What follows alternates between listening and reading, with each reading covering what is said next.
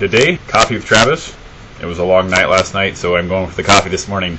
Today is Wednesday, November 5th, and as you all know last night and heard, new president-elect President-elect Obama. And so whether you are excited about that or not so excited, we need to move forward and get excited about the change and embrace change. As Chuck Swindoll said, life is 10% what happens to us and 90% of how we respond to it. So I just encourage you to respond positively and just move forward and get excited about change that is coming.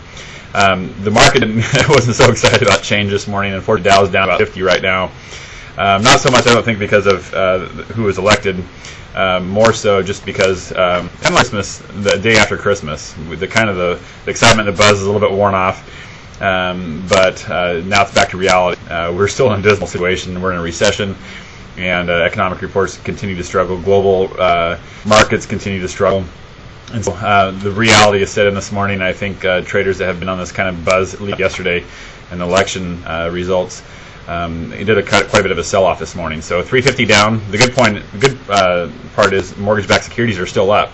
Yesterday they closed 112 basis points up. They're up 38 right now. Between the 2 days, that's 150 basis points. Again, that's 1.5% you would pay to get your rate as low as it was 2 days ago. So that's a huge savings, and let's hope that trend continues. I think it will through the 25-day, the 50-day, the 100-day, and the 200-day moving averages. And I've mentioned before, but just a quick recap, those are typically levels of resistance or ceilings of resistance that we have to bust through. So when you fall below a floor of support, it becomes a ceiling of resistance. So what's happened is every time we click up last week and touch one of these ceilings of resistance, bounce back down and rates would worsen.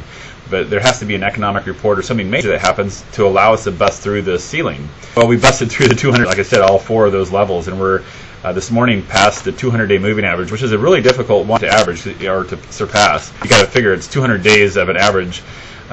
For it to bust through that, it's a pretty significant thing. So that means we stay in a real competitive range for good mortgage rates, and with home prices where they are now and rates are, it's just a win-win. So I hopefully all the indecision right now with the election, and now that that's passed, we can start making sound financial decisions, which would include buying a home or refinancing if you've been waiting because the rates are so low.